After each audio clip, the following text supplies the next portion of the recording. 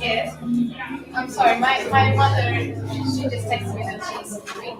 She's coming? Yeah. Okay. Should I come to you when she gets here? Is that the easiest one, or should I go and talk to someone by phone? Aren't you going to be terrible?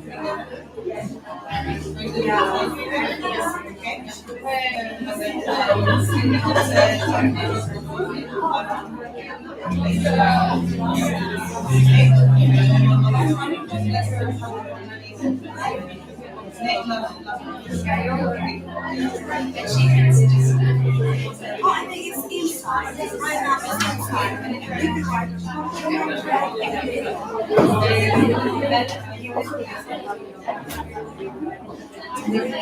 I didn't, but somebody told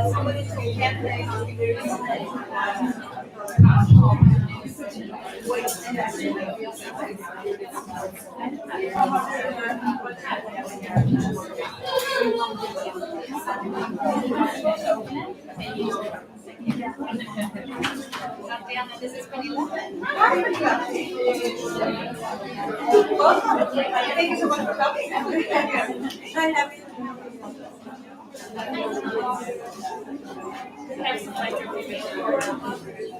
It's Lena. Where's your office?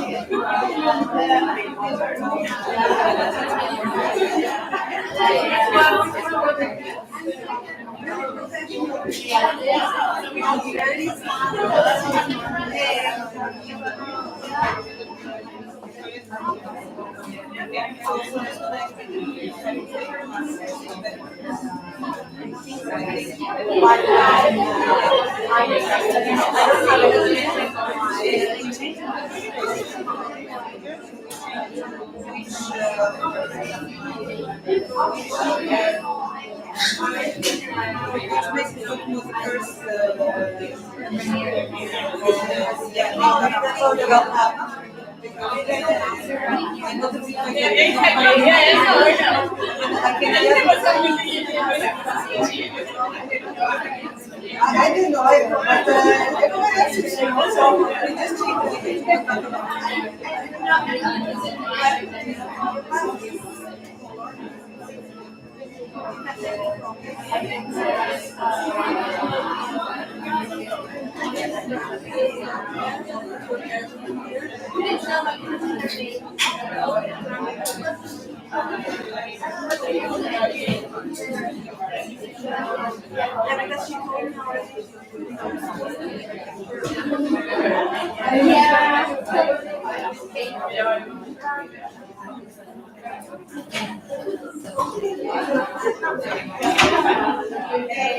Yes, which is the question, and we added one more extra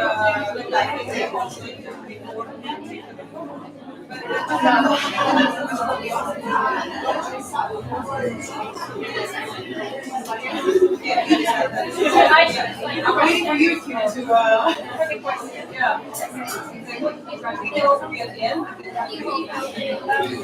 I think she already started. You have your your chair. I like your chair as well.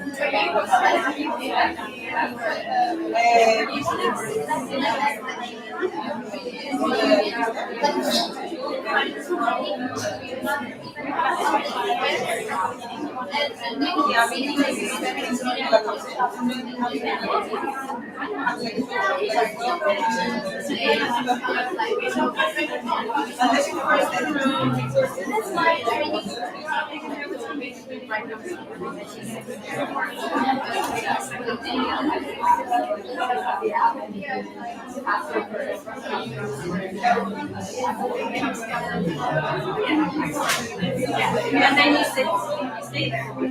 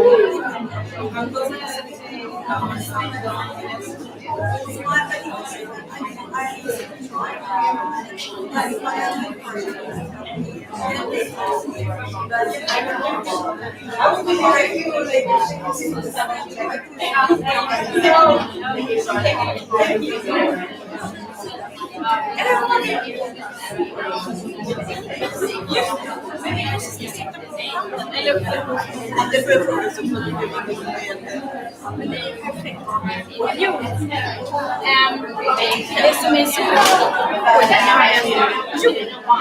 föreslog att när jag begav sig så kommer någon att äta en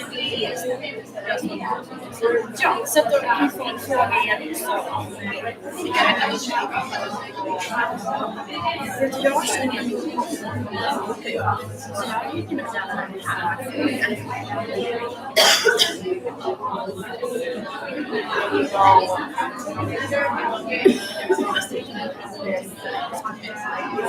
och det är perfekt, jag behöver lite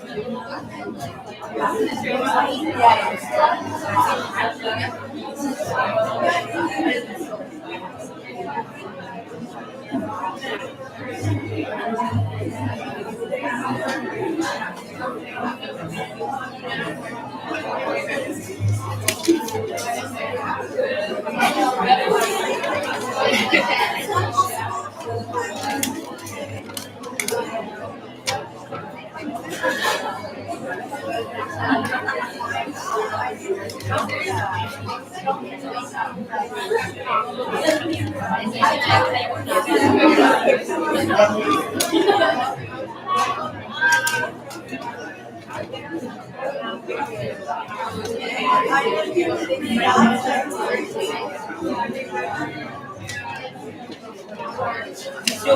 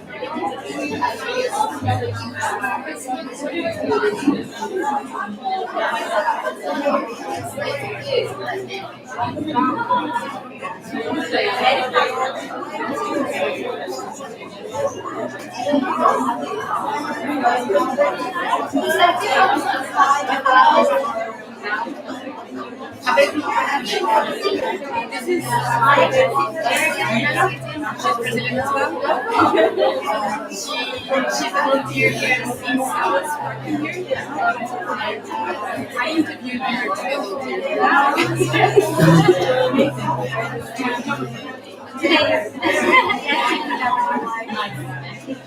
Jess is working with me. Oh, okay. Very good. A lot of talent.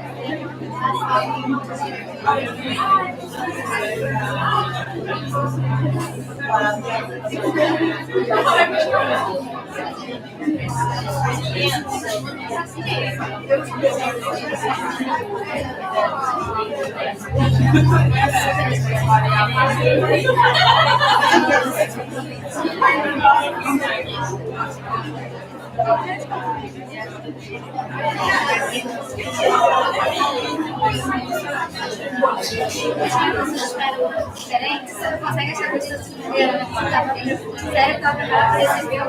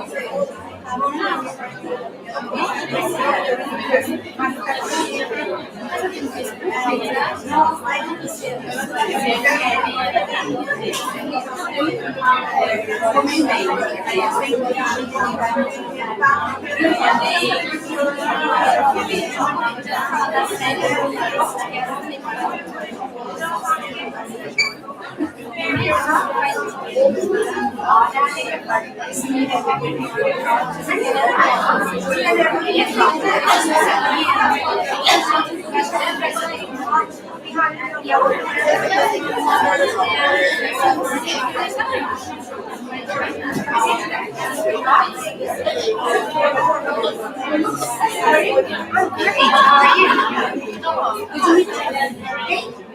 our new okay, nice to meet you. Hi, I'm Christine. I just thought about you here one day. You're not working, right? Are you like full-time working there or? Okay. So I'm not trying to recruit you. Okay. Congratulations. Yeah. Very nice. Good for you. Very good. And so exciting things happening with you guys. I think that is super cool. Yes, I like that you're here to have a dance with your dividend. With some, yeah, great. Yeah, let's see. Are you using somebody? No.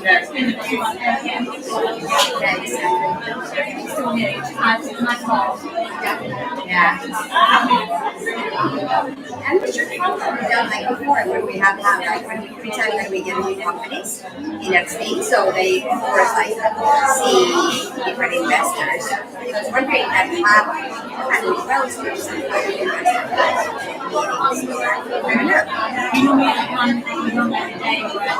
exactly, because sometimes we have like this that we don't have investors in our new companies. We have had with equity and we have had with investors and of course our M&A. We have had like words one-to-one. We have like speed meetings. For sure have we had those. Yeah, exactly. I'm thinking my colleague Marie actually has now started as a CEO at I have to talk with her. So I'm right here.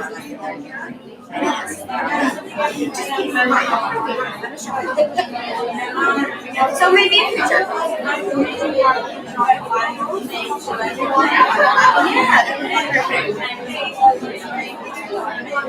that would be perfect. That would be perfect.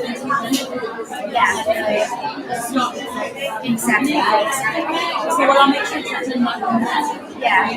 So that is a good idea. Exactly. Yeah. Exactly. And then we're going to have like Steam M&A afterwards, so in June. So that might be a good possibility to like see the companies pitching and their but also I think those are very good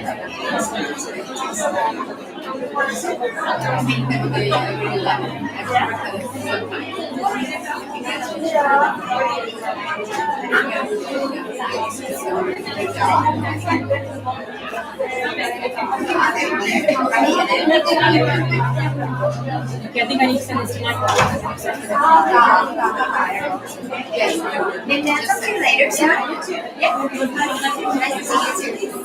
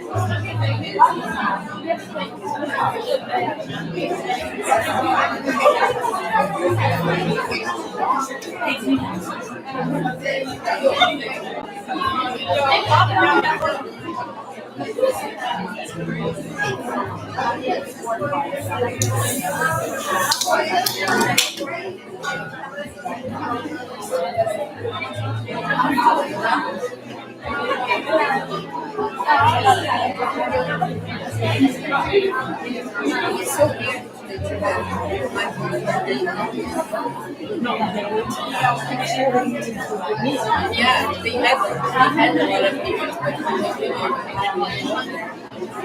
That was very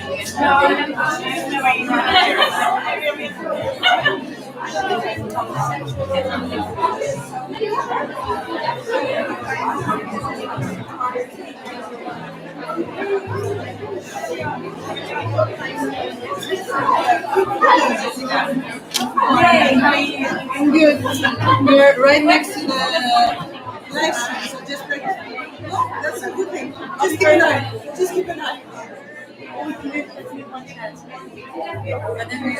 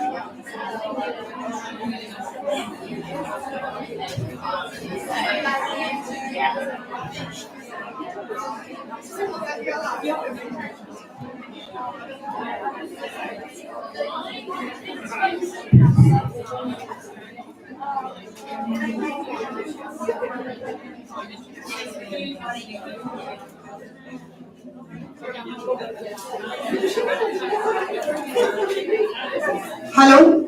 Oh, that's loud. If you can please take your seat so we can start.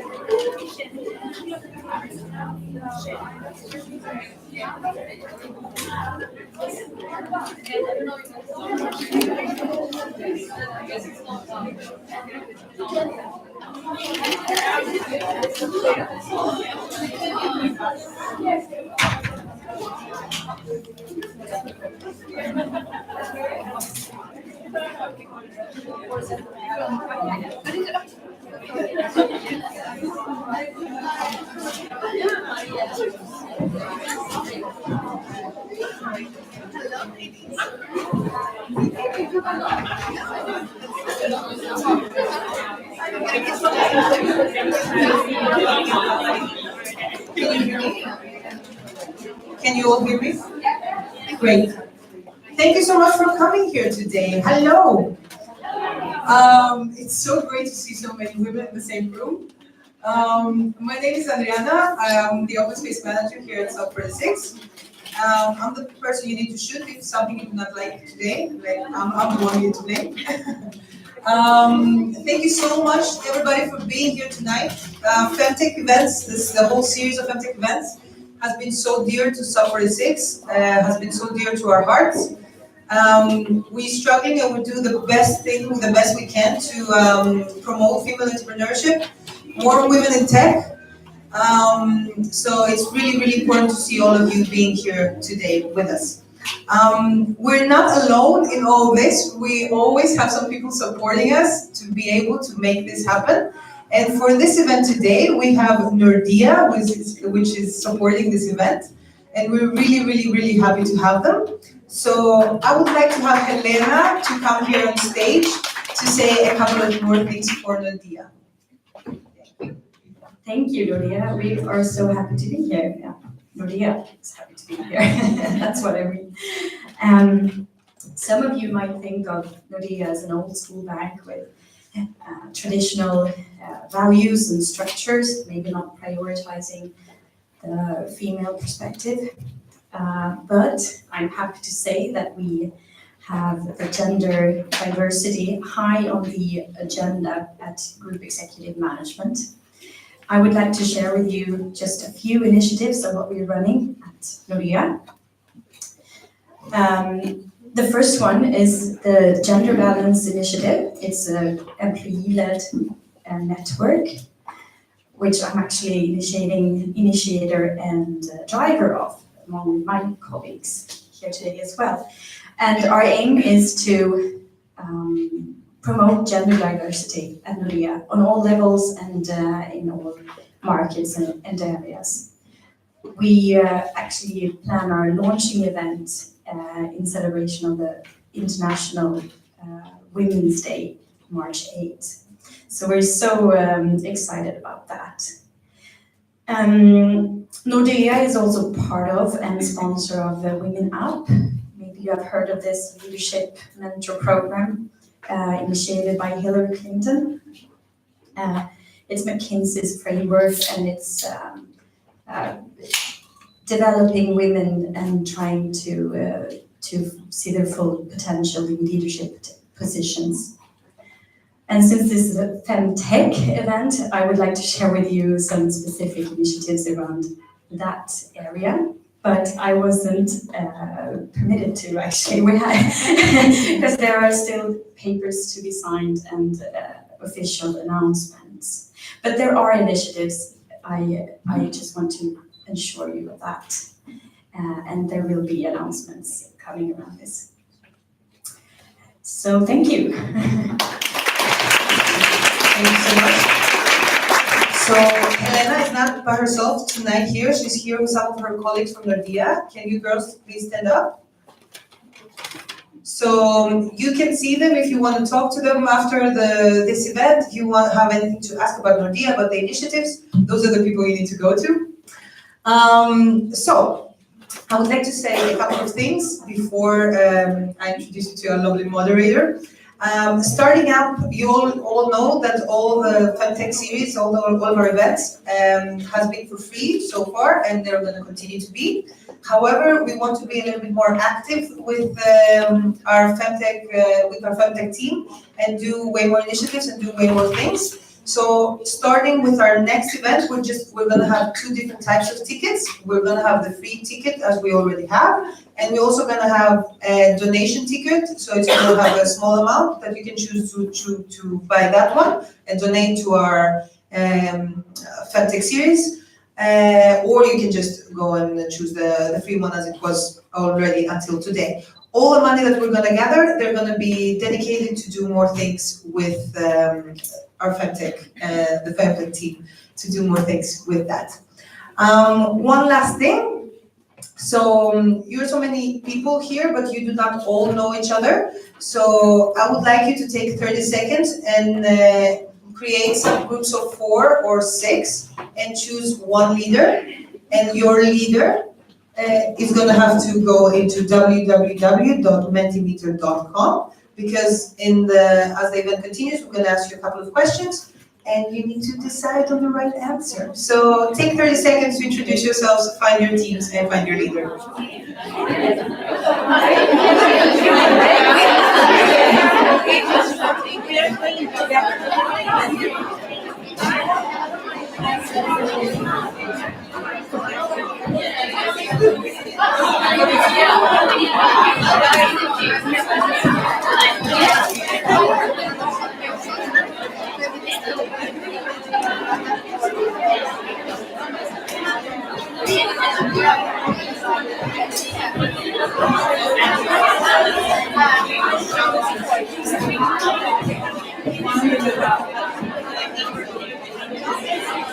So I hope all of you have time to introduce yourselves a little bit fast. Your leaders, please go on www.menti.com and sign up with these passwords. Okay, sorry, I'm in the middle.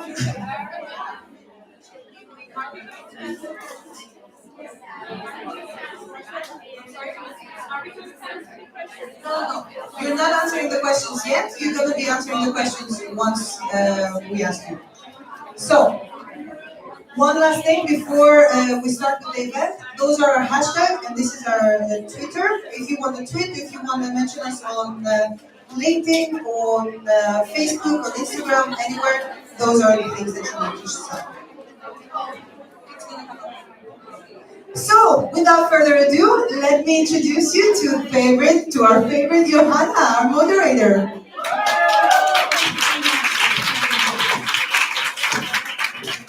Can you all hear me? Well, in the back? Wow, what an honor to be here with you guys today. So many brilliant women that we get to listen to on stage today. So many brilliant entrepreneurs or entrepreneurs to be or leaders that you are in the audience on this extremely important topic, to try to inspire women to start their own companies, or try to inspire women to take leadership roles in the tech space. And we have some amazing entrepreneurs that we're going to listen to today. And the amazing, with Adriana, thank you so much, and the amazing Femtech team, our intention is to inspire you, to empower you, to show you what's possible, and also put a light on issues that we all face as female leaders and entrepreneurs today. So my name is Johanna. I'm also a female entrepreneur. I started my tech company in 2008. It's a cloud solution for medical imagery. Today, hospitals and clinics around the world use our platform to replace using printouts and fax. If you've ever done an ultrasound or MR or any type of radiology exams. So hospitals use our system to replace CDs and printout for second opinion, or to send the patient, and even to store the medical images, or to actually document the imaging exams. Today, Tricify is actually launched. We have customers in 45 countries. And our platform handles millions of transactions per day. But the road to get there wasn't easy. It's a roller coaster to build a local company. And if I didn't have powerful role models or a powerful network that would support us, I'm not sure that I would have been here today. Which is amazing that we get the opportunity to get inspired by other women that have been starting and building their companies. And I think it's so important that we women come together and inspire other women to dare, to think big, to speak up, to push through. Because society today, some social norms that we have out there, I read some horrible articles that I think that you guys are reading too. And I'm amazed that this is still the case in our society, that only 2% of VC money goes to female founders. Or other type of really upsetting studies that read that most employees want to have male leaders instead of female leaders. And I think the only way to change that is that we actually talk about these norms. And norms are hard to shake, right? We all want to belong, we want to be respected, we want to be seen in the type of environments that we are in school, in the workforce, or any type of community that we're part of. So they're hard, but we need to put these type of questions in the spotlight and talk about that. So it's an honor for me to actually introduce one of my biggest role models and one of the most powerful women, I would say, in our tech space in the Nordics today. Pernilla Ekman, welcome on stage.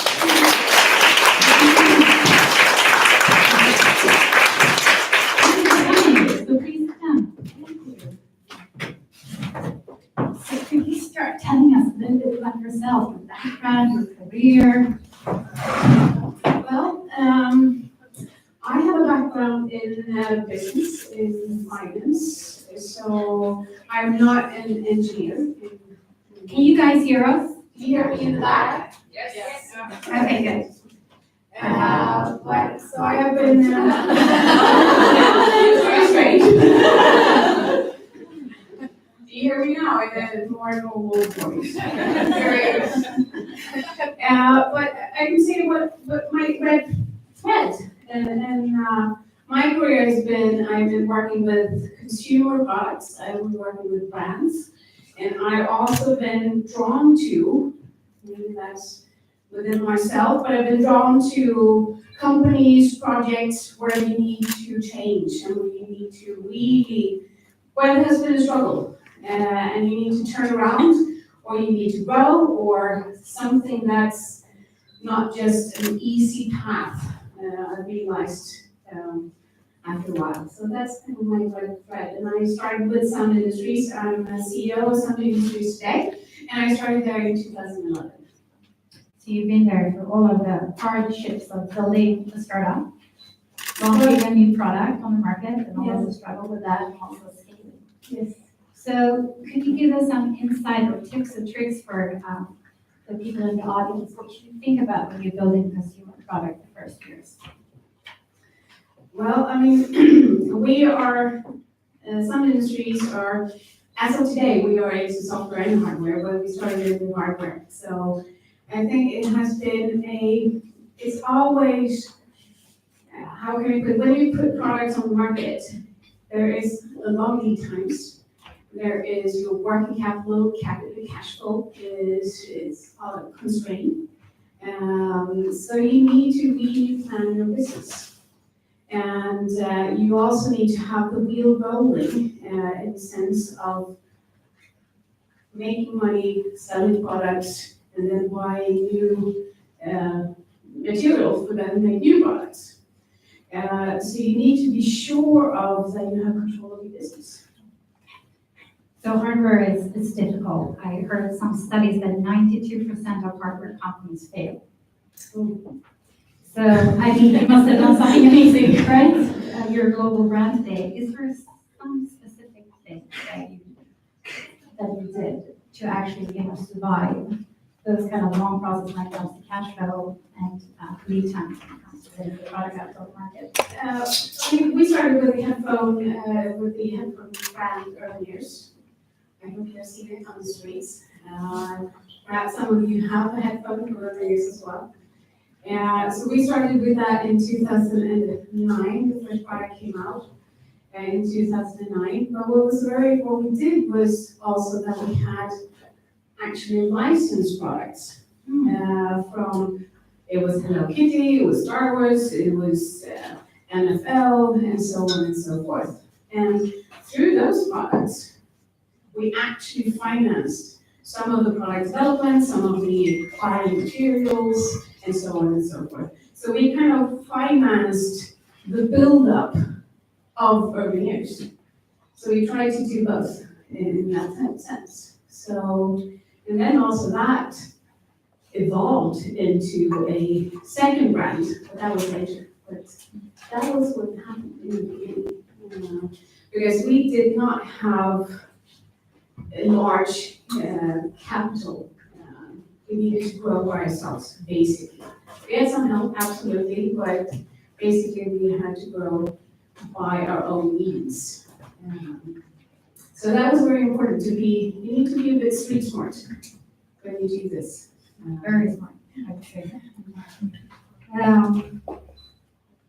So now, you're into scaling, right? The last 5 years, you've been scaling really amazingly. How much have you been growing every year? Is it like 200%, 1,000%? I think we actually won the, I think it's Super Gazelle. Yeah. I think it's prize. So we won the Super Gazelle, and that was from 2009 to 2012. And then we had growth of 11,000%. 11,000%. Wow. If I'm not mistaken, I think that is actually the And I highest thought growth 100% was good. during those years. But I think even today, that's the highest growth. Small numbers, yes, but the highest growth percentage. But I think and then going forward, we have been growing like 30%, 35%. We had a growth of 35% from 16 to 17. We had a growth of 33% from 17 to 18. And we recorded net sales of 1.9 billion Swedish crowns now by end of December 2018. So I think just to compare, we did basically the same in the fourth quarter last year that we did for the full year 2015. So that's kind of where we need to scale up. So what's been the challenges when it comes to scaling the team, launching in more countries, or when it comes to staying innovative with the product? I think the difficulties, how can I put it? It's like there are certain activities or areas where you need to do a lot of things in parallel. You need to do it at the same time because because if you see the change of events and the value chain in the company, you need to move that value chain in the company. And it's very difficult. You would like to say, okay, but let's just focus on that area today. And we do that for a year. And we continue. But unfortunately, that's not possible. You need to move like this.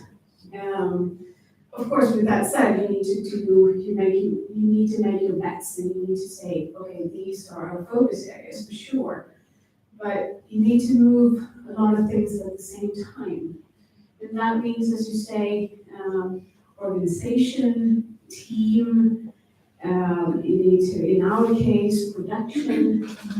When you're scaling up, you have volumes, also distribution, partnership, warehousing. There's a lot of, you need to see from A to Z in the value chain, and make sure that you can handle that amount of products. So how are you competing with the team? I mean, to scale something from 10 million to 1.8 billion now. I think When it comes to building culture and to hiring people, it's easy when you build a team in many countries that might become fractions between the team and conflicts, etc. What are your learnings for scaling the team? I think, as you say, we have an office in New York, we have an office in China, in Hong Kong, in Paris, in Stockholm. So obviously, I mean, there is also a culture differences. It's very different to work in China compared to Stockholm, or working in the US compared to Sweden. But with that said, it's very important to really try to we call it one sound, trying to get the values into every employee at Sound. I think we have been working a lot with the values. For instance, we took in every employee was a part of that work. Because I think that the most dangerous thing is to have, when you have a very nice brass bracket on the lounge when you come into the office, and then you say, oh, we have done our values, that is the tick-off. But I think that's very dangerous. That is something that you need to work on every day. Make sure that you build that into your people strategy, your communication, your way of working, onboarding. It needs to be part of your backbone. Yes, and when you hire people, it's so important. But obviously, when you grow, we have a lot of engaged and passionate people, which I'm very, very proud of. Of course, there will be different opinions and different way of looking at things, and which it should be. But I think it's very important also to, when we have conflicts or different opinions or very strong different opinions, it's very important to just go into that and have that conversation and not hide from the difficult conversation. And we make sure that we put that onto the table and have that discussion. I don't think you should hide from it. I don't think you should not go into that, not talk about it. You need to do that because you will have those hard discussions on the way for sure. I think that's the name of the game. So we talked about this a little bit at the beginning. Yeah. The norms of society to female entrepreneurs and leaders. And what do you think that we need to do to change the norms? And how do you tackle these type of issues? Because I can imagine that it happens in your boardroom, it happens in your management team. I think that's, as you say, it's a norm. Yeah. As you say, it's sometimes in the structures, which is hard work to change. But I think as you introduce in the introduction, I think it's very, very important to talk about it. I think it's very, very important to discuss it. And I think also, from my perspective, I think we need to do it together. Obviously, women to women, we need to have a support. And I think just during my career, it has been a huge change to the positive that you have a much more community among women, which I find very, very positive, which I could see it when I was 20, I could see it amongst men, and also, but I didn't really see it amongst women at the same. The men have their clubs, Yes, their communities. and they were dragged into that. But I didn't feel that We supported each other. No, I didn't feel that at the time, but I feel a change now, which I think is very, very important, and I think that's what we need to be. But most important thing is that I think we need to work together, men and women, into this. Because I think gender equality, I think that is changed through a cooperation between men and women.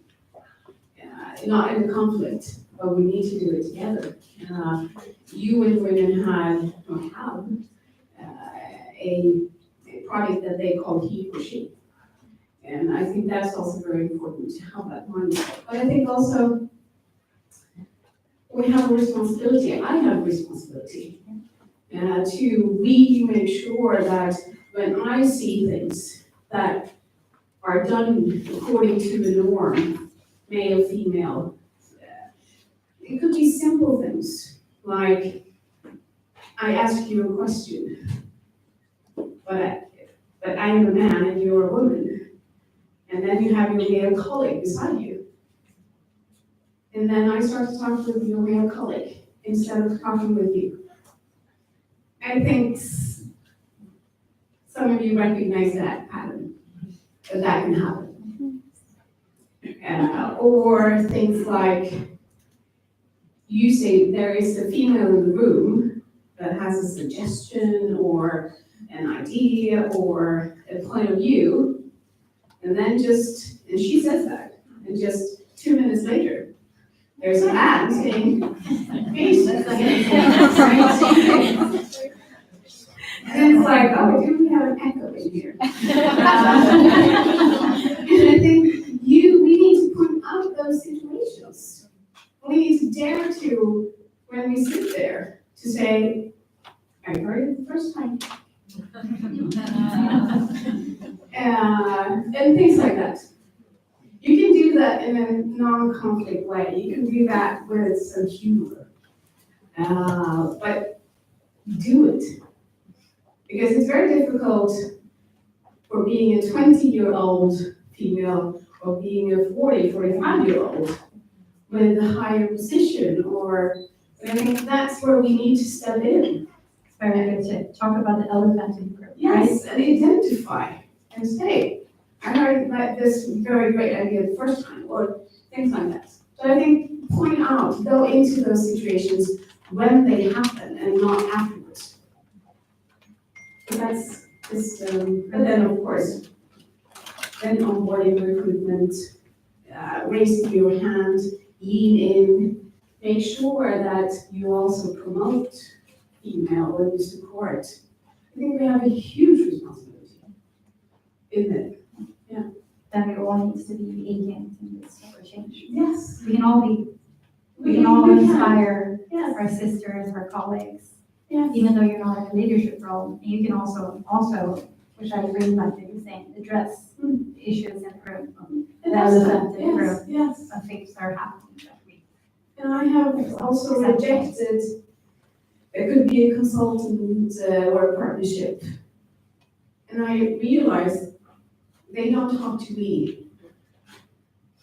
They talk to the man in the room, not to me, even though I asked the question, or I will be the one who's signing the contract.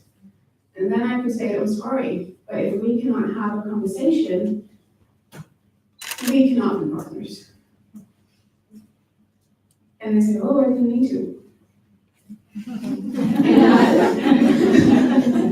And then you can actually choose not to choose that partner. So We have a question for the audience, right, regarding sound industries. So, there's one.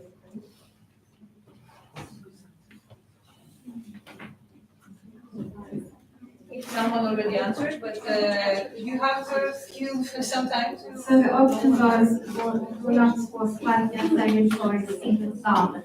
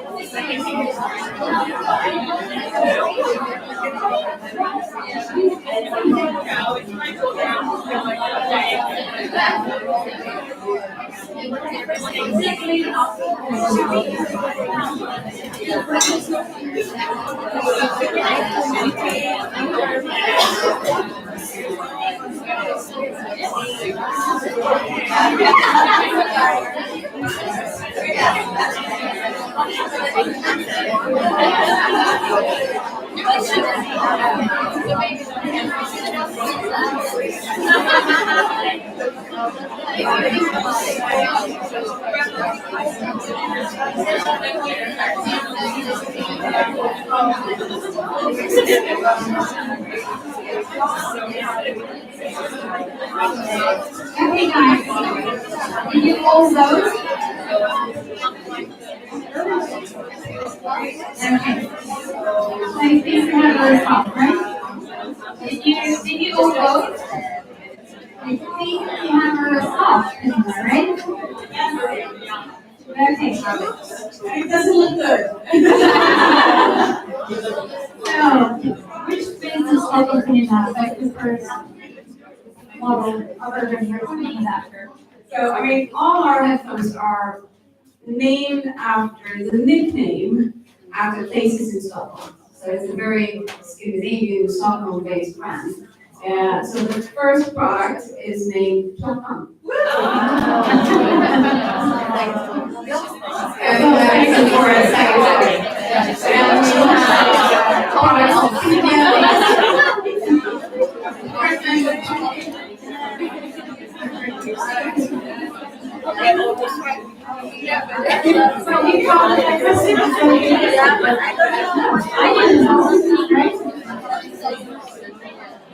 Okay, ladies, let's continue the interview with Pernilla. So Pernilla, how do you stay innovative and launching new products when you're in so many countries and you have the entire organization is just trying to handle all of the operations issues that you're having with the customers that you have today or the distributors you have? How should you think here when you're scaling? I mean, obviously, as you say, it's a challenge because you need to think about if I'm saying short-sighted, more of a 1 year to 2 years to 3 years, but you also need to dare to think, okay, where would some industries be in 5 years, in 10 years? Even though you don't do 10-year plans anymore, but you need to think, where will we be? What is our place in the market? And what we say is that we want to create a unique user experience within the intersection between lifestyle and tech. So that's where we want to be. We have the brand Souvenirs, Marshall, and also now we are preparing for the launch of Adidas headphones. But I think as you say, it's very, very important to stay innovative and at the same time launch products here today. And at the same time make sure that you know and have information of where you want to be. So we are using a lot of market insights. We need to stay consumer centric. We need to make sure that we have tech roadmaps, innovation roadmaps, to really see where we want to be. So there's a lot of discussions with our tech partners in the market space, identifying where we need to investigate, research, and make sure that we can take the next step. But there's long lead times, so we need to be sure of the tech platforms that we use, that we choose today, will be in 3 to 5 years in the product roadmap. So it's very important that we at the same time be here now, but at the same time look forward and are read into the space so we can always be where we want to be in the intersection between lifestyle and tech. And that's different today than we will be tomorrow. But we need to stay there and we need to work with that. So we need to really focus as well. So we have a special team working with that. Thank you so much for your time. I want you to stay here on stage. I know it's going to be a couple of questions from the audience, and then we're going to have the opportunity to listen to other female entrepreneurs pitching. But I want to introduce our next fantastic speaker, entrepreneur, angel investor, also come from a very successful family business. So fantastic to have you here. Thank you.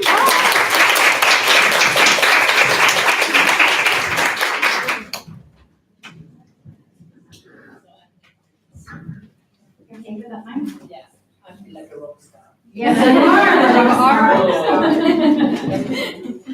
So can you tell us a little bit about yourself? And how it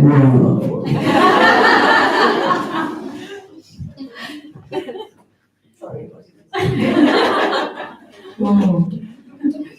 So can you tell us a little bit about yourself and how it was to grow up in an entrepreneurial family and why you decided then also to start your own company after being part of building a successful company? Yeah, so first of all, my name is Lisa Thulén. I'm grown up in our family company, Fredrik Bjorn, and we make bibs and pockets and baby carriers and baby bouncers and tech furniture things for kids or parents with children up to newborn to 3 years. So how big is baby here today? Actually, we just, for the first time, had a turnover of 700 million Swedish crowns. Wow.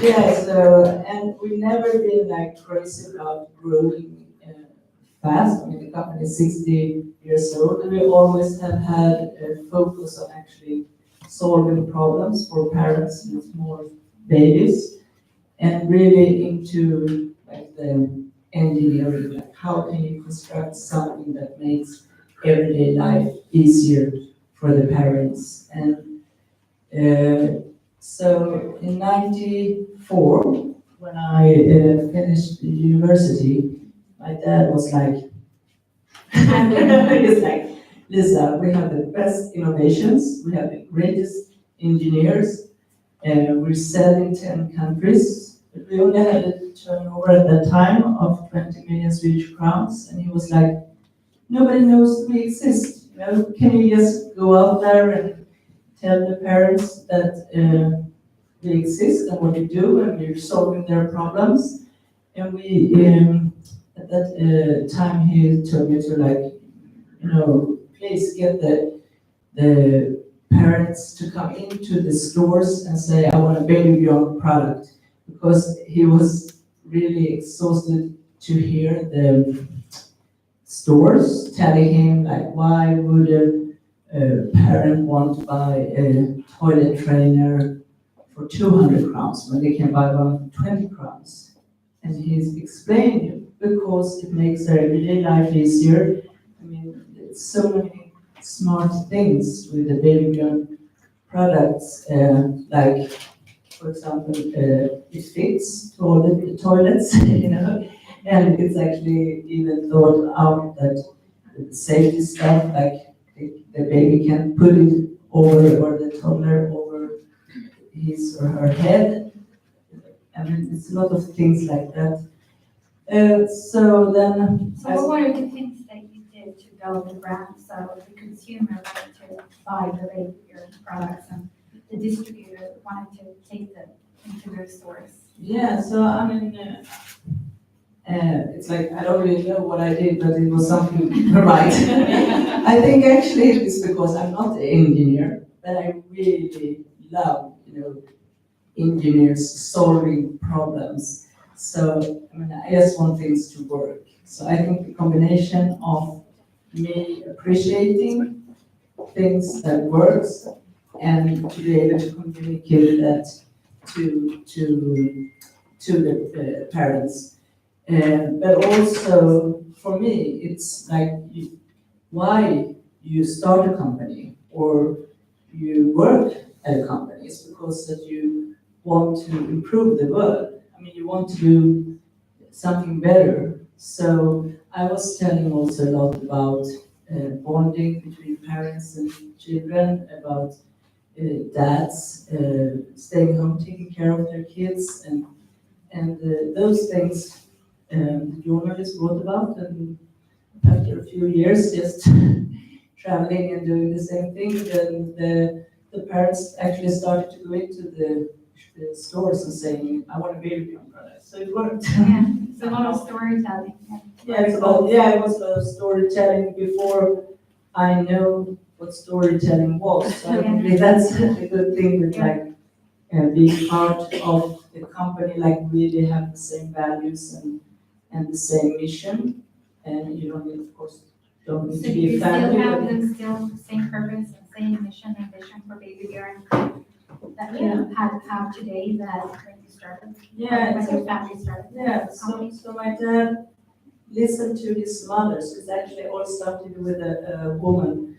My grandma was the most wonderful person. She said to my dad that I think if a baby is really close to his or her parents, the parents really love the baby.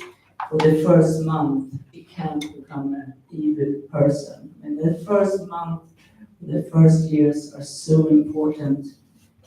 And she was great with babies and kids, you know. And my dad heard this, and he was like, that was one of the reasons why he, like, later on came up with a baby carrier.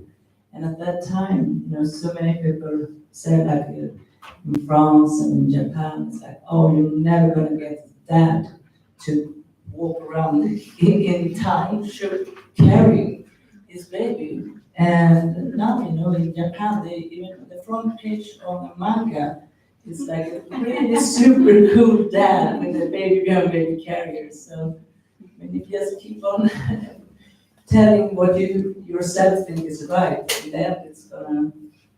And what an amazing brand Thank you. your family is building, and you're fascinated. So why did you decide that you wanted to start your own? What made you, leave the family company?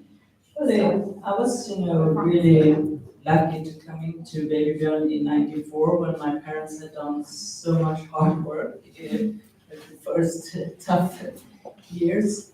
And so it was kind of an easy ride. I mean, it was like 10 years just growing, went from 20 million Swedish crowns in turnover to 320 million in a few years. So I figured, oh, this was easy. Let's do it in another industry.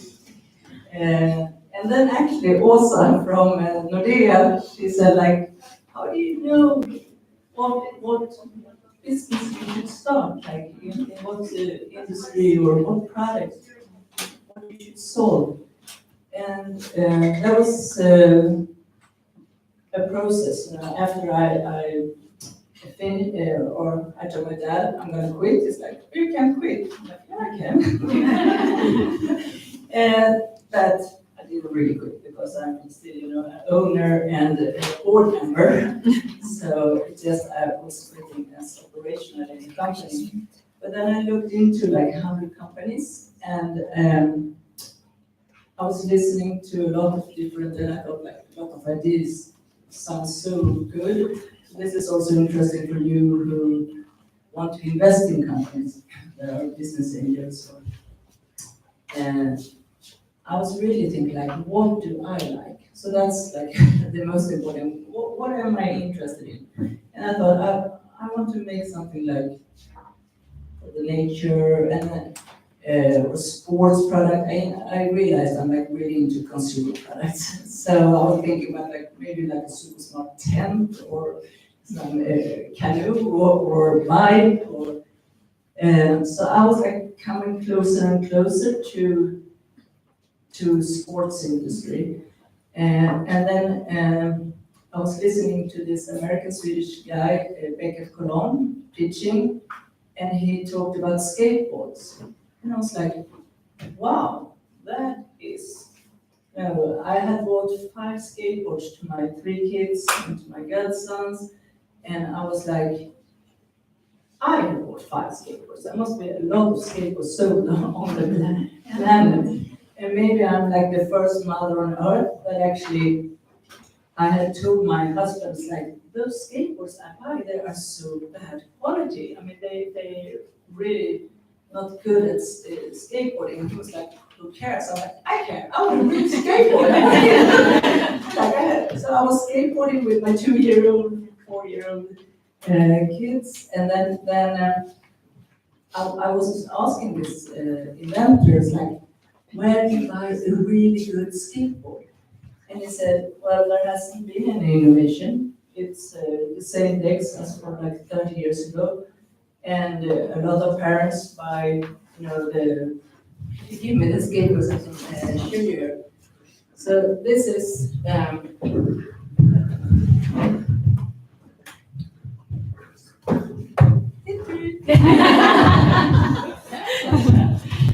so here you go. Hello. So here you can see deck for a grown-up person, and this is pretty big. And people have been buying, you know, these huge decks for the small boys and also for the small girls. So we are the first, Performance Skate is the skate technology company, is the first company that's made a professional, super quality deck for 5-year-old girls. Hey!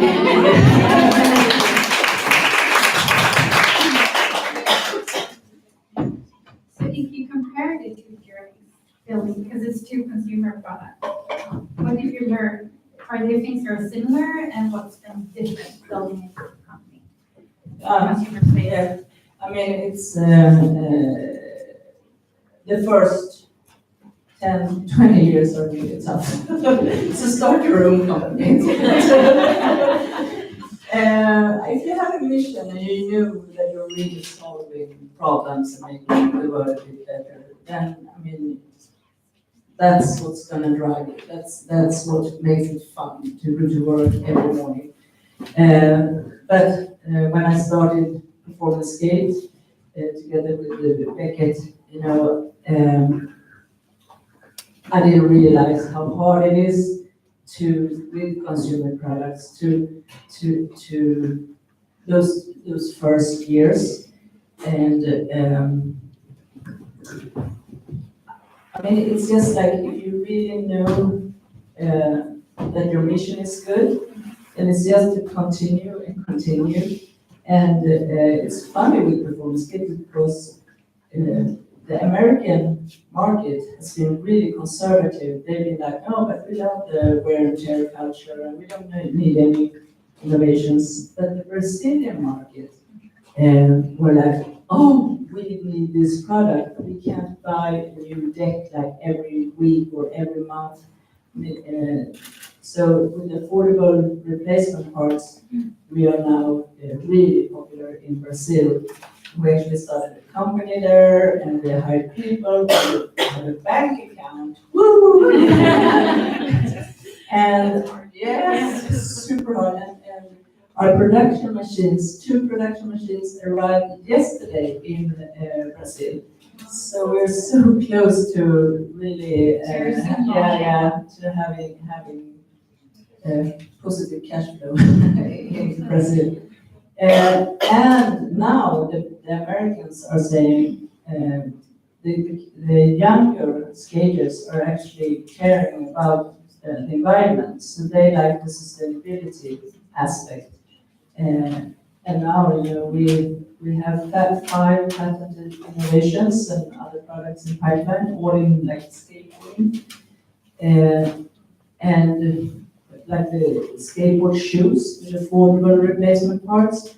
Not only the kids like, but also the parents, because they're tired of buying new shoes for 700 crowns every other month, you know. So it's solving problems that is like the most important thing. So how did you decide which market? How Brazil? I mean, it's very. So why isn't We didn't decide. So it's been hard to. Yeah, that's actually funny. We just had some Brazilians that found our products in Stockholm. They go back to Brazil and they told us, you're solving our problems. I mean, this is what the kids in Brazil need. So we didn't choose, but it's like 8 million skateboarders in Brazil. And if you have 8 million people demanding your products, it's like, okay, we need to meet the demand. And we have like talked to Are you also selling the products here in Sweden? Yeah, we are. So we don't have our own brands. We're Performance Skate, the skateboard technology company, and we make innovations, like we actually sell components to the factories in China and now in Brazil. The next step is Mexico, also for the American market. So is that a long-term vision that you rather want to be a supplier to someone with a brand, or do you want to build your own brand? No, so we don't, I mean, our innovations are brands. So it's like Vortex, you know, that's actually an innovation, but can have it on any jacket. So for us, it doesn't matter if it says, you know, Element or Girl or Quattro M on the decks. So it's been so much about the graphics and like who's the coolest skater, and I mean, that's great. I mean, that's a fun part of skateboarding to be a good skater. But we want to give everybody the chance to have, to afford and to be able to skate and have fun. So we are selling the components to everyone. I want to ask a couple of more questions. I know somebody's pointed out the time, right? And I have 0 time. So I know that you're an England as well. So how are you thinking? When could a company get funding from you? And what's your tips and tricks for people that want to become angel investors? What are you looking for? When are you investing? What's your thought process? Yeah, so I looked into like 100 companies before I choose Performance Skate. And that's actually something for you also too. It's like, of course, you can like think of great products that you are solving problems for a big group. But it's also great if you can find a niche that nobody else is in. Like my parents found the hockey industry. Nobody was thinking about how to make better products for babies.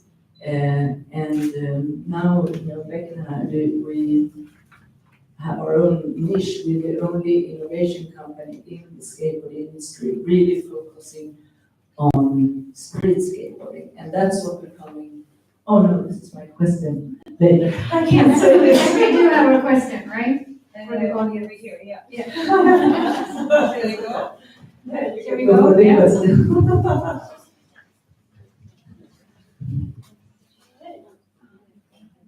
Let's see.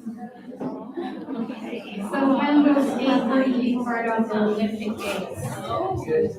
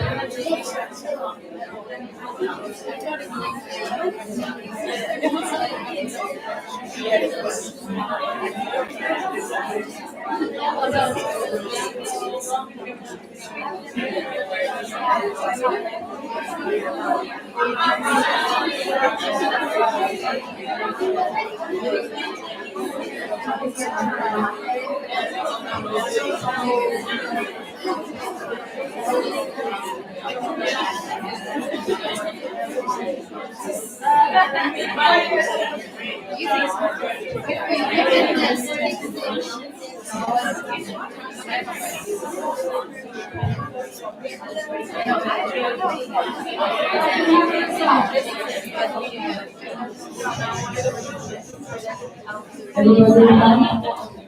We have a winner. Yeah, the winner is 2020. And the right.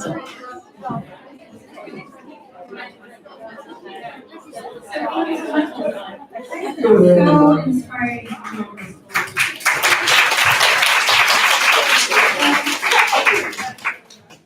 So Victoria, she's not able to be here today. Unfortunately, she's sick at home, and she's a very inspiring serial entrepreneur. And I hope that we can get her on stage another time, right?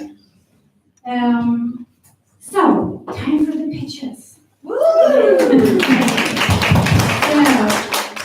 Smart Mac, welcome on stage to Rebecca.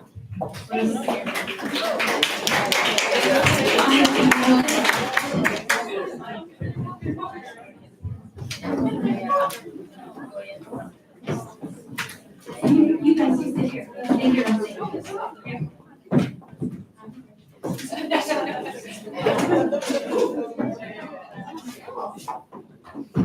I hope I don't fall down.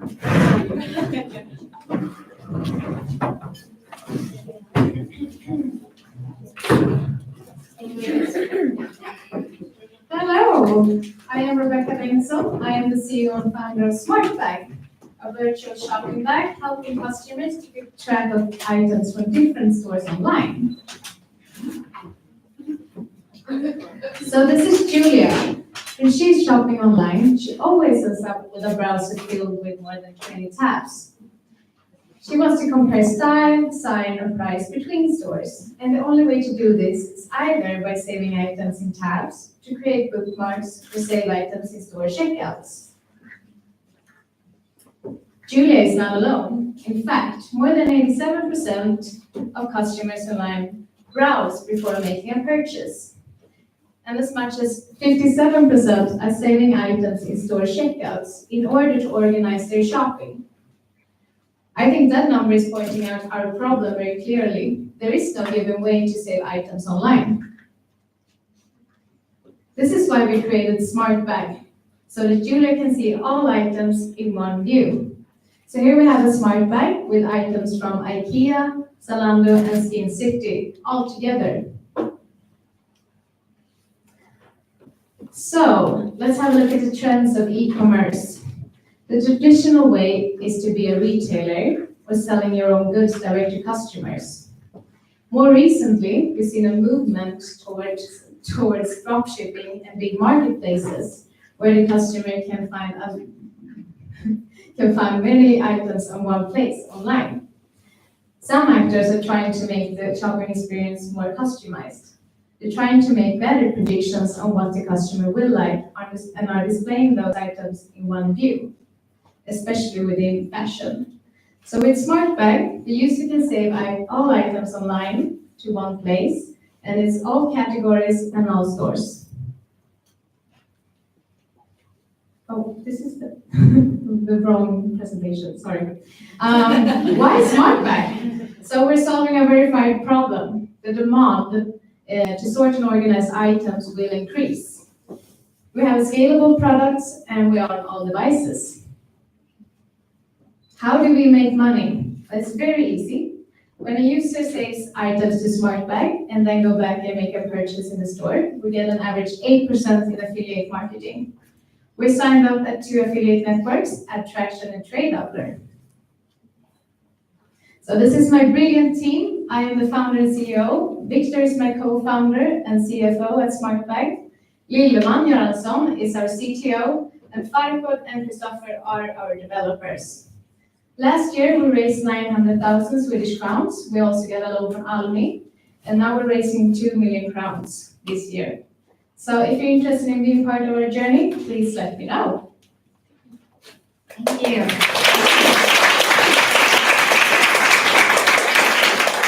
So Rebecca, staying on stage. So any question, Lisa or Camilla? Rebecca? One question, maybe this is just not me understanding, but what is the trigger? Is it me as a consumer that choose your product, or is it the platforms or the brands that choose your product? Let me go back to this page here. So I could, as a user. Yeah, exactly. So as a user, as a customer, I still go to every different store. Yep. And then I go to the product site, and then on desktop, I click on the Smart Bag button up here. I can do this to get it to Smart Bag. And on mobile phone, you just share it to Smart Bag from Safari, from Instagram, from Facebook. What's your turnover now? No. This is still our first version. It's an MVP at the moment. How far are you from actually being able to sell or get customers? We're launching our app next week, actually. So depending on, we're still growing our user base, and of course it depends on that. But and we're still calculating the data of the users to calculate on that. But I would say this year we will have a turnover. Can you go directly to the checkout on the Apple, for example? I mean, do you click that and then you go to the checkout on? Exactly. At the moment, we have when you hover over a picture here, we have go to store, and then you make the purchase. And then you come then you come to the actual place where you can buy just that. You don't come to the store and then you have to search for it or anything. You come directly.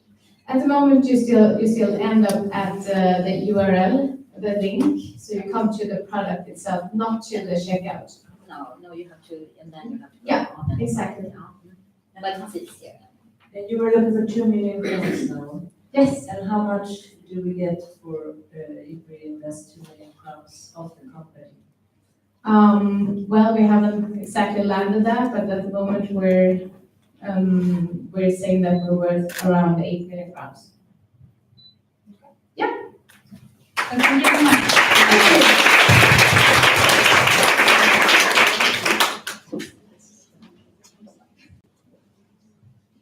So time for our next pitch on stage. So welcome Lena, Activity.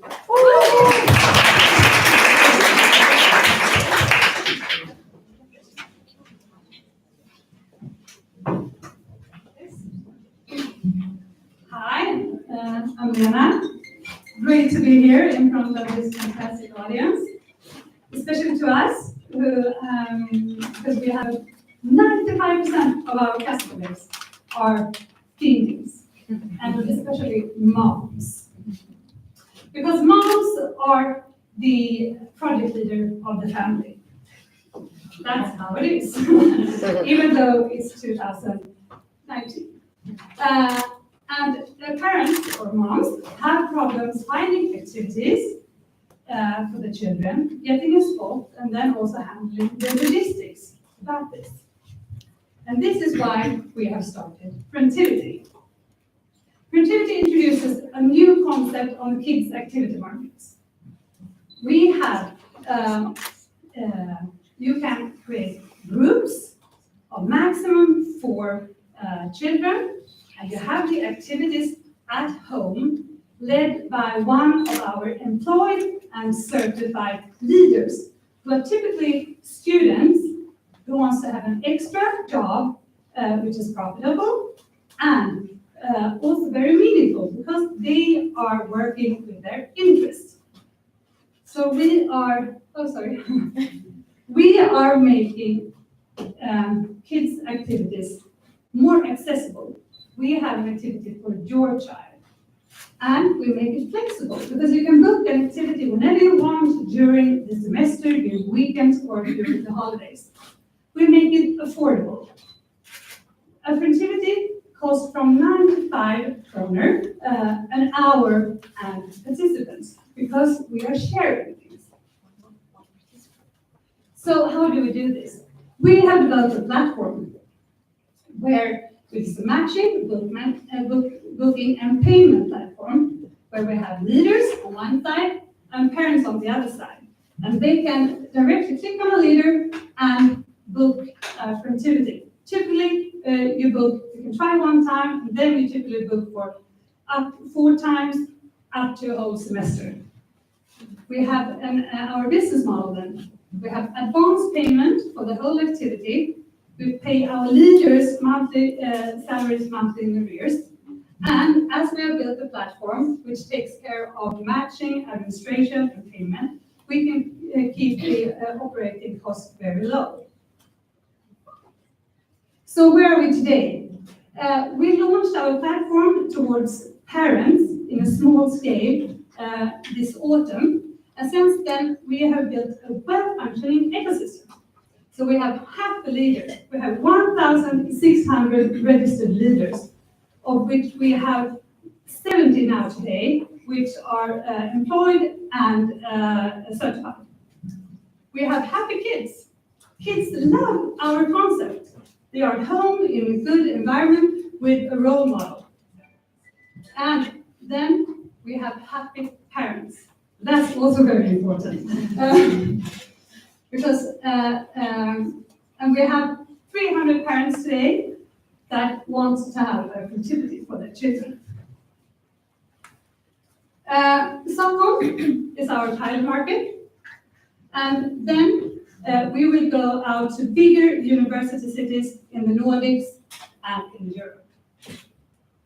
And this is our team. It's me, Lena, and Liz Backmeister. And now we are raising our first external round of 3 million kronor, which will enhance our platform and take us abroad. Thank you. Thank you. So first I will ask our fantastic panel, any questions? Elena and Louise? That's great. And so, what's the valuation of your company? How many percent do you get for 3 million crowns? Yeah, you get between 15 to 17%. And how much was your turnover now? Yeah, we have a small turnover. Last year it was 25,000 kronor, so not much, but we just started. But you already have employees. Yeah, they are hired on an hourly base. Yeah. So we have 70 which are employed by us. Wow. And how do you expect your turnover to grow? Well, we have actually, we're building sort of a new marketplace, and it's two sides of it. So we have been focusing on building up the number of leaders to have a very good supply. And then we are targeting parents, of course, via both schools and also via social media. And that was lead to So maybe a last question from the audience, right? I'm sorry. Oh, sorry. Why university cities? Because the students are working for us. Our leaders are typically persons that are 18 and above. And in university cities, the supply of leaders is very good. But what about the children? Yeah, but it's in bigger university cities, there is typically a big city and a lot of children as well. So maybe one more question. Right, great. How did you find your co-founder? We were actually matched by a common friend. So we found each other that way. So one more. So, and I think that's my just make sure it's on. Okay, so how is it basically different from big cities? Well, if we have a super good KTH student in programming, and this person takes care of a group and the program is quite differently from babysitting. I would say. So the leaders are teaching the kids some very high qualified skills. Yes. Yeah. Thank you. Thank you so much, Lena. Thank you.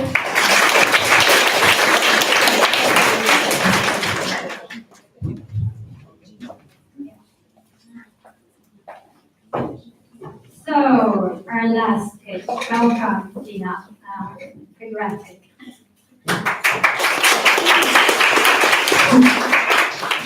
Hi, my name is Gina, and I'm one of the founders of Figurative. And we create a virtual shopping experience for the online fashion stores. So, a lot of people choose to shop online today instead of in the physical store. I myself buy most of my clothes online because it's really easy and convenient, but it has one big problem, and that is, how do you know how the clothes will look on you instead of on the model in the picture? So this is like how a regular preview of an item looks like today. But what happens if you're like me, shorter, or have wider hips or a curvier body? The clothes will not look the same. So this is also a big problem for online retail stores because the returns are really high, and there's also a lot of missed potential purchases because of insecurities. So my background is with visual effects. I'm also a software developer, and I work with creating digital avatars. And that is actually where the solution to the problem came from. And that is, what we do is we construct 3D garments for models from pictures on the online stores. And then we visualize them on an avatar with the user's body and appearance. And this enables the users both to try before buy. It's a more personalized shopping experience because they can customize their avatar. And you can also combine and try out different styles. Like imagine trying out a pair of pants with a shirt and see if they fit. And for online stores, it's also a more easy and cost-effective solution because now they don't have to take photos of a lot of different models in different sizes and shapes, and they can still reach a more diverse market. So how does this look like? Well, we're still in an early stage, but we're just about to release a white label pilot product with an online brand, and it's going to be available on the App Store. And we're also working on a plugin version of this product that can easily be integrated into the online stores platforms. So here's our pilot customer, and they're really great because they have a lot of followers in social media, and they're also one of the Nordic's fastest growing online brands. So we are a B2B company, and the way we earn money is by offering contracts to online stores where we charge a small percentage on each item sold through our application. So, so we have, we're a team of 3 founders, and we have mixed backgrounds. Christian is our product management and sales guy, and I'm the technical founder. And Daniel, he does our business analytics and marketing. So thank you, and if you have any questions or want to have a preview of the product, please talk to me. Thank you.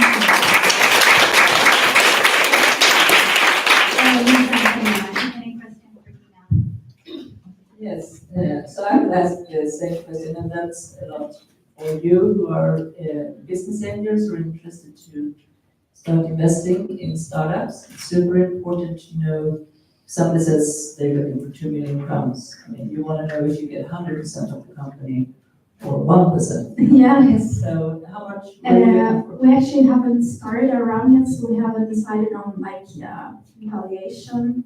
But it's it's going to be like very early seed round, so yeah, that's. And you don't have a turnover yet? No, we don't. We have. We're just about to release our first pilot. So. Okay. So when do you think you will have turnover in the company? Well, we're actually hoping this next coming 6 months. Yeah. Yeah.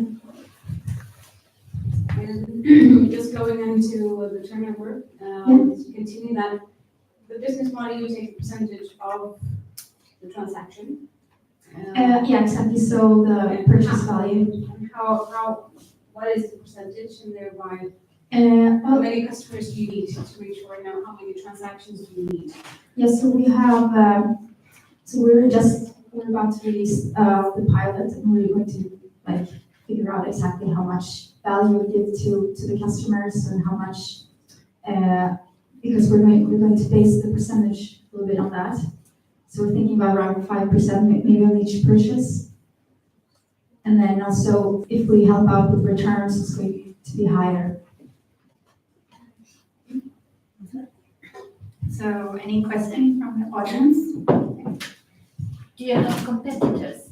Yeah, well, we do have there are other people that do similar things, but one thing that's unique for us is that we usually when you create 3D models from garments, you either do scanning or photography, which is really expensive and time-consuming. It's hard to scale. But what we do is we actually use the pictures from the online store and the data they have there. So we do more automatized way of creating the 3D garments. So that's our main competitive advantage. And how accurate is the avatar? Is it really exactly like me? Or? You can put in your measurements. It's going to. Yeah. So at this moment we have you can put in your size and you get an estimation of, and then you can put in different size and body shapes. But we're also going to do more accurate like measurements. But the thing is that we do like an estimation of sizing because we're using a lot of basing it from the information that's already there. So it's more of like see how would you look, not which size you. So I have a last question. Yeah. Do you need to be integrated to like H&M and the online platforms to be able to use your service? Yeah, that's where we're, so right now we're doing like a white label application, but where we're like aiming at is to do a plugin version. So it will be on the online store and they can like next to the product. Is it an easy integration? Is it an easy integration? Yeah, because so we're going to get For the stores to integrate. Yeah, it's going to be easy because we want to make it as easy as possible for them to just turn it on. So we're collecting all the data, we're scraping it ourselves, and then we convert it. And the business model is only on, buying item. It's not about integration and No, and so using we're a license for the platform. No, we're not going to do that. So we're just going to do the per use. Yeah. Thank you so much, Gina. Have a good day.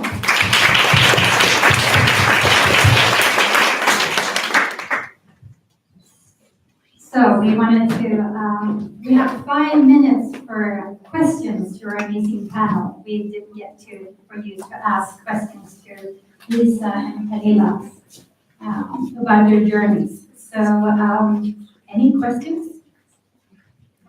Yeah. I have a question. Why did you start with the sound? Because it's quite difficult to go to the hardware industry. And the idea is like, all around us there are guitars and there are different products. It's a very scary for me, but it's something that is like everyone has. So just to be clear, I'm not part of the founding team, since it was founded in 2009, the company, or 2008, and then the first product came out in 2009. But if we look at the founding team, what they found was the gap in the market. Headphones was an enabler for sound, and they saw also that music, the media was really consumed in a different way. And so that was taking the more black blister gray headphone, that was the market at that time, because this has been a very, very fast development, and made that into more of an accessory. And that was the key for urban ears, which was very successful. So that was the thinking from the beginning. Any other questions? Everybody wants, okay, perfect. It's starting making people want wine and food again. My question is to Lisa, when you were at Bjorn. There's a lot of competitors now on the market, and I'm thinking, for example, Ergo Baby is one of the big ones. So how are you competing with them when they came out? Sorry, how did You compete with them, Baby? We had such a easy time before Ergo Baby and a lot of other competitors came up. And I think that's the important thing to not looking at the competitors, because they are always copying us. So we look the other way. So now when they are coming closer, of course we need to speed up. And we're actually looking for a product development manager, and it would be great to find a woman. So this is one of the reasons that our parents gave the company to us, because they feel that we need to speed up.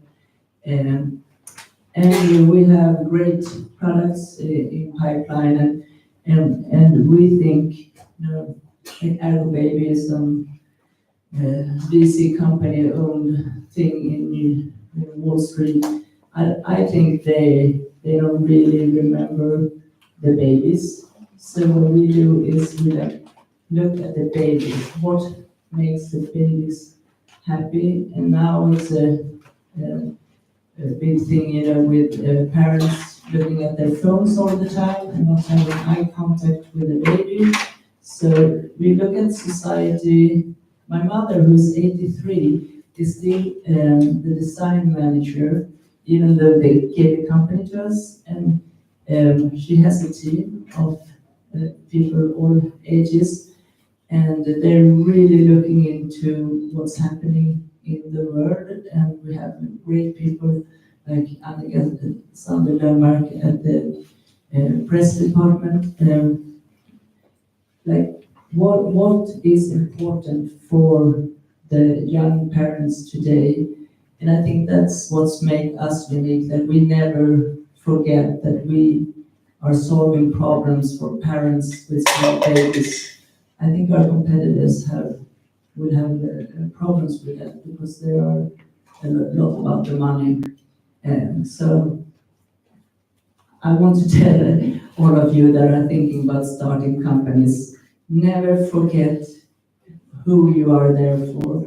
Never start, thinking more about your investors or the bank or Almi or remember, your consumers and your customers, and but we're actually looking for really innovative tech the product development people, so apply. Contact me if you're interested in working with innovations at Babygun. Great, thank you, Lisa. That was an amazing tip since we're talking about consumer products today. Don't forget your customer and be purpose-driven. We want to round out this amazing evening, and we want to thank all of you for coming here and being here with us today. So the next time, Femtech, we arrange a workshop at Swedish Demo Day, the 4th of April. We would love you all to take like 3 minutes to actually answer the questions we have on this questionnaire, on this link that you can see on the screen here. We would really, really appreciate that. And the next event, Femtech event, is going to be in May, and we're going to focus on business to business, B2B companies. We don't have the date yet, but it's going to be in May. And of course, we also want to thank all of our sponsors, right? So thank you, Nordea, for being here with us today. And we have a beautiful package here, or a bag, a goodie bag for everybody to take home from Happy Socks. And we want to thank La Pierre for the wine and Gastronaut for the food. So please stay here and mingle, or take some more wine and food and stay and talk with us. And thank you for being here.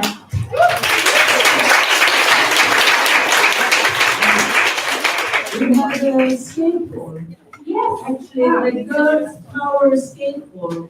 We want to give to the best pitch. To the best pitch? Yes. The best pitch. Yes. Now I have to choose. Yeah, you have to choose. Yes. And so I Rebecca.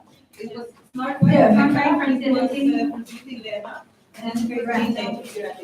Okay, so smart bag. Here you have.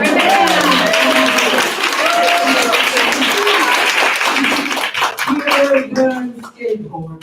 And actually we do have a brand. We had to start a brand so the skaters could write something from the beginning, and it's called Pro Skate. So if you want to buy the world's first girl skateboard, you go to proskate.se.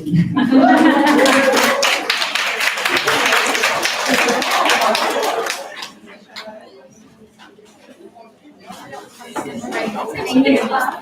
So everybody, the panel and all of the pictures, we want to have a photo on stage, right? So Ina and where's Lena.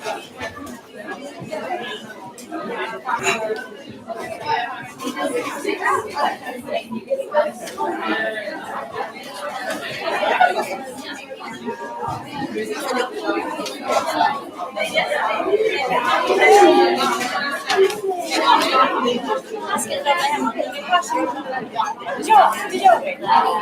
Tack för bilden. Ja. Lägg upp det på. Jag vill se Alva. Men vad roligt att träffas på riktigt. Ja,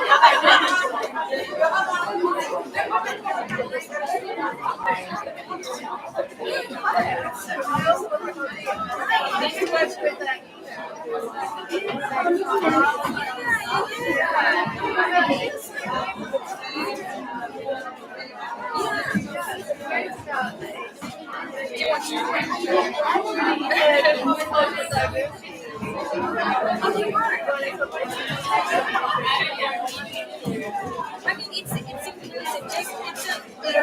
just like the cross-culture, and